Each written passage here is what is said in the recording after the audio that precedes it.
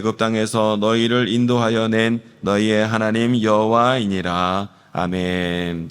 옆에 있는 분들에게 인사하겠습니다. 예배와 기도가 답입니다. 인사하겠습니다. 예배와 기도가 답입니다. 할렐루야.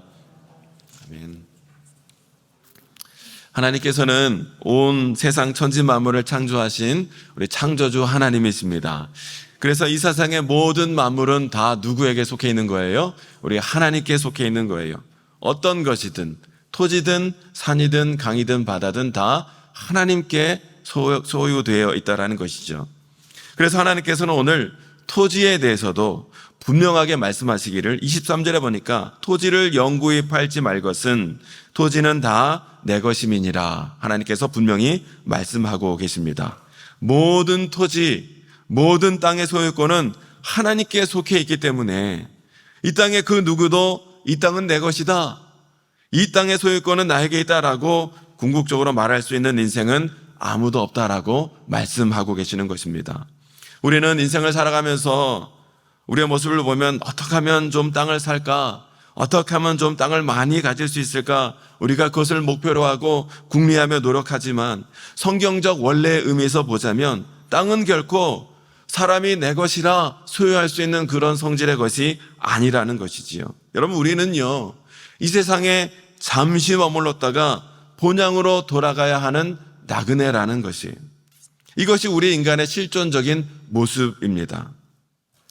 우리는 이 땅에 이 모습으로는 영원히 살 수 있는 자가 아니기 때문에 그런 존재들인데 어찌 땅이 나의 것이다, 이 땅의 소유는 나에게 있다 라고 말할 수 있는 자가 누가 있겠냐는 것이죠. 우리는 잠시 땅을 소유하긴 하되 하나님께 잠시 빌려서 사용할 수 있는 것뿐이라는 것이지요.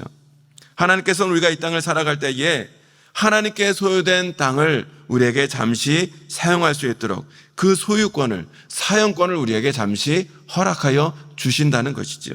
그래서 이스라엘 백성들이 가나안 땅에 들어갔을 때 어떻게 되었습니까? 이스라엘 백성들은 그 가나안 땅을 정복하는 가운데 그 땅을요, 지파별로 제비를 뽑아 나누었어요. 근데 이때 여호수아가 지도자라고 해서 더 좋은 땅, 더 많이 갖거나 그렇게 하지 않았고요. 또 갈렙이라고 해서 갈렙이 이 산지를 내게 주옵소서 땅을 허락하여 받긴 했지만 그 땅은요, 좋은 땅, 준비된 땅, 세팅된 그런 땅이 아니었죠. 험악한 땅이었습니다. 정복하기 어려운 땅. 그래서 다른 지파가 그 땅 안에 들어가기를 꺼려하는 땅을 내게 주옵소서 요청하고서는 힘겨운 정복 전쟁을 치르고 그 땅을 차지했던 것을 보게 되지요. 이렇게 하나님의 뜻에 따라 이스라엘 백성들이 가나안 땅에 들어가 하나님의 뜻과 계획과 방법대로 나누어 지파대로, 수요대로, 가족별로 공평하게 땅을 나누어 받게 되었지요. 그런데 그 이후로 어떻게 되었습니까? 인간의 탐욕과 인간의 욕심이 어쩔 수가 없었나 봅니다. 공평하게 지파별로 수요대로 이렇게 나누어 가지게 되었으면 하나님께 감사한 마음으로 거기서 잘 살면 되었을 텐데 어떻게 되었어? 시간이 지나가면서 가난한 사람들은 땅을 점점 더 빼앗기게 되었고 가진 사람들은 점점 땅을 많이 가지게 되었고 이러한 일들이 이스라엘 백성들 가운데 일어나게 되었다는 것이에요. 그래서 하나님께서는 무엇을 선포하실 수밖에 없었냐면 희년을 선포하실 수밖에 없었다라는 거예요. 그래서 희년을 통하여 탐욕을 멈추라는 것이에요. 탐욕을 멈추고 원래대로 다시 다 돌려놓으라 말씀하신 것을 보게 됩니다. 그래서 24절에 보니까 24절, 25절에 이렇게 말씀합니다. 너희 기업의 온 땅에서 그 토지 무르기를 허락할지니 만일 네 형제가 가난하여 그의 기업 중에서 얼마를 팔았으면 그에게 가까운 기업 물을 자가 와서 그의 형제가 판 것을 물을 것이요 하고 말씀하고 있습니다. 물은다는 얘기는 돈을 주고서 다시 되찾아오는 것을 물은다라고 말을 하지요. 땅의 주인은 하나님께 있지만 그 땅을 사용할 수 있도록 하나님께서 나누어 주셨습니다. 그런데 어떠한 이유들로, 형편들로 인하여 가난해서 먹고 살 일이 막막해지니까 그 받은 땅을, 그 소유권을, 사용권을 다른 사람에게 돈 주고 팔 수밖에 없었다라는 것이. 그런데 그렇게 다른 이에게 땅을 돈 주고 팔았을 때 그 땅을 다시 돌려받을 수 있는 방법 3가지를 오늘 본문 가운데 하나님께서 말씀해 주셨는데요. 첫 번째는 고엘 제도가 있었습니다. 즉 기업 물을 자가 그것을 돈을 주고 다시 찾아오는 것이었지요. 친족 중에서 능력 있는 사람이 그 판 땅을 다시 사들여서 원래 주인에게 돌려주는 고엘 제도가 첫 번째가 있었고요. 두 번째는 본인이 그것을 다시 되찾아오는 것이었습니다. 26절 27절에 보니까 만일 그것을 물을 사람이 없고 자기가 부유하게 되어 물을 힘이 있으면 그 판 횟수를 계수하여 그 남은 값을 산 자에게 주고 자기의 소유지로 돌릴 것이니라 하고 말씀하고 있습니다. 그 땅을 팔았던 사람이 다시 여건이 좋아져서 그것을 되찾아오려 한다면 언제라도 그 땅의 소유권을 되돌려 주어야 했다라는 것이죠. 되돌려 줄 때 땅값을 올려받는다든지 알박기처럼 안 팔고 계속 버틴다든지 이래서는 안 되고 27절에 보니까 판 횟수를 계수하여 그 남은 값을 치르고 토지를 다시 사올 수 있다라고 말씀하고 있는 것을 보게 됩니다. 그러니까 희년이 되기까지 50년의 기준이 아니겠습니까? 희년이 되기까지 만약에 20년을 사용을 했다면, 그래서 30년이 남은 땅이 있다면, 그 땅을 누구에게 팔았다면, 그런데 5년이 지나서 25년이 남았다면 다시 25년치의 값을 치르고 그 땅을 자기가 사올 수 있었다라는 것이지요. 그리고 세 번째는요, 이도 저도 안 된다면 희년까지 기다리라 말씀하고 있는 것을 보게 됩니다. 기업 물을 능력이 있는 친족도 없고 나도 땅을 사들일 여건이 허락되지 않는다면 50년 이 희년을 기다려야 했다는 것이에요. 28절의 말씀을 함께 읽어보실까요? 28절 시작. 그러나 자기가 물을 힘이 없으면 그 판 것이 희년에 이르기까지 산 자의 손에 있다가 희년에 이르러 돌아올지니 그것이 곧 그의 기업으로 돌아갈 것이니라. 아멘. 여러분, 희년은 50년마다 돌아오는 해입니다.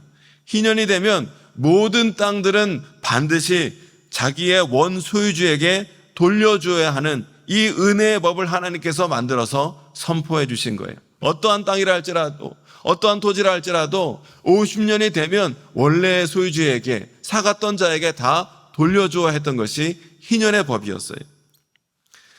중요한 것은요, 이렇게 사유재산을 인정하고 땅을 매매할 수는 있었지만 그러나 그 땅을 무한정 계속해서 소유할 수는 없었다는 것입니다. 왜냐하면 이렇게 땅을 누군가가 계속해서 무한정으로 소유하게 되면 소득 격차가 나타나게 되고 불균형이 일어나서 사회에 큰 문제를 야기할 수 있기 때문이었다는 것이죠.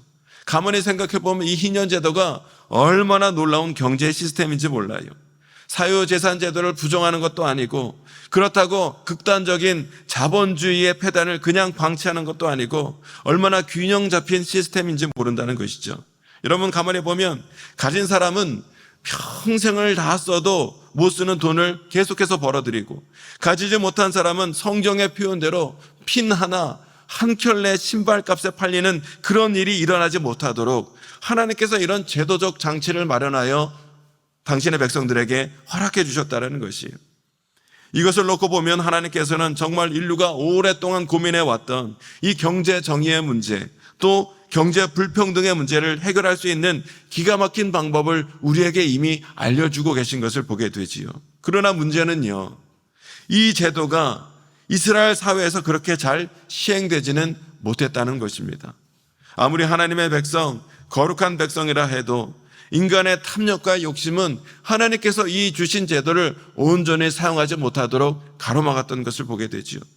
아무리 성경을 찾아봐도요, 희년 때에 땅을 온전히 돌려주어서 하나님께서 원래 뜻하신 바를 온전히 이루었다 하는 기록을 찾아볼 수가 없어요. 물론 룻기에 보아스가 기업 물음의 제도를 활용하여 땅을 다시 사서 되돌려준 기록은 있지만 그 외에는요, 어떠한 기록도 없는 것을 보게 되죠. 그래서 이스라엘 사회에 이 제도가 온전히 시행되지 못했다는 거예요.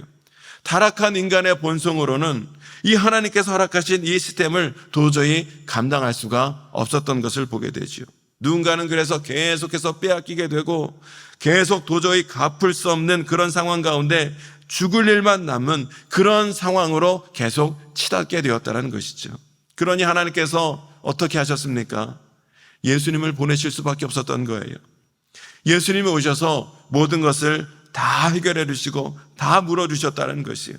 그래서 예수님이 우리의 대속자 되셨다라고 우리가 말씀하고 있는 거예요. 인간이 하나님께서 뜻하신 선은 행하지 못하고 그저 탐욕과 욕심으로 죄만을 쌓아가며 죽을 일만 남은 그런 상태로 살아갔기에 하나님께서는 그런 우리 인간의 모든 빛을 탕감해 주시기 위하여 하나님의 전부를 다 내어주셔야 했으니 그것이 바로 우리 예수님이라는 사실이에요. 희년제도의 가장 큰 의의는요, 은혜의 해로 삼는 것인데 하나님께서는 우리의 죄에 그 빛을 다 갚아주시고 그 모든 것을 다 탕감해 주시기 위하여 독생자 예수 그리스도를 내어주시는 가장 큰 은혜, 구속의 은혜를 우리에게 허락하여 주신 줄로 믿습니다. 35절로 38절에 보면 희년제도의 정신에 대하여 다시 한번 우리에게 말씀해 주고 있는데 여기에 보면요, 한마디로 가난하고 불쌍한 자들이 그 가난으로 인하여 희생되지 않도록 책임져 주고 돌봐줘야 한다 하고 하나님 말씀하고 있는 것을 보게 되지요. 이러한 희년 제도를 통하여 하나님께서는요, 우리를 고아와 가부와 같이 방관하거나 방치하지 아니하시고 끝까지 우리를 돌봐 주시고 책임져 주시는 은혜를 베풀어 주신 것을 보게 됩니다. 무엇보다 하나님은 우리에게 구원의 은혜를 베풀어 주시기 위하여 독생자 예수 그리스도를 우리를 위한 고엘이 되게 해주심으로 우리에게 허락해 주셔서 우리의 모든 죄를 용서해 주시고 우리의 죄의 빛을 탕감해 주신 은혜를 우리에게 허락해 주셨다는 것이에요. 예수 그리스도께서 우리의 죄를 대신하여 십자가 위에서 대신 죽으시고 피 흘려 죽으심으로 말미암아 우리는 모든 죄와 사망으로부터 건지심을 받고 탕감을 받고 새 생명을 얻은 하나님 자녀가 된 줄로 믿습니다. 우리는 주님의 이 목숨을 통하여 새 생명을 얻은 자가 되었다라는 거예요.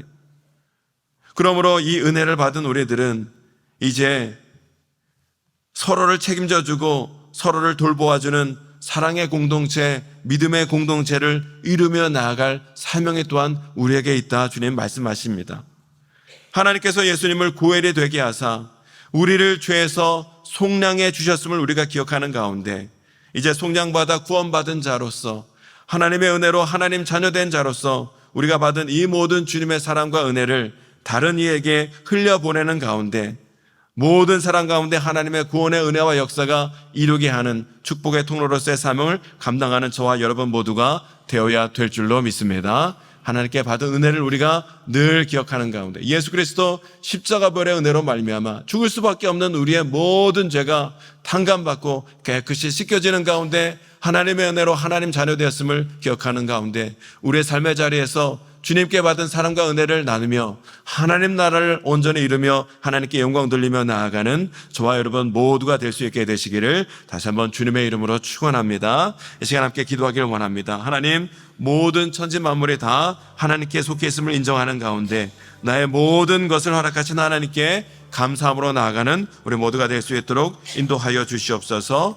우리를 위한 고엘로 주님을 보내주셔서 우리의 모든 죄를 대신 사하여 주시고 탕감하여 주시고 구원의 은혜를 베풀어 주신 하나님의 은혜에 감사하는 가운데 그 은혜와 사랑을 우리 모든 자에게 또한 나누어 주는 축복의 통로가 되어지는 삶을 살아가는 모든 성도가 될 수 있도록 하나님 인도하여 주옵소서. 우리 말씀을 기억하며 기도하시고 우리의 모든 기도 제목을 주님께 맡기며 간절히 기도하는 이 시간이 되길 원합니다. 우리 주여 많이 외치시고 함께 기도하겠습니다. 주여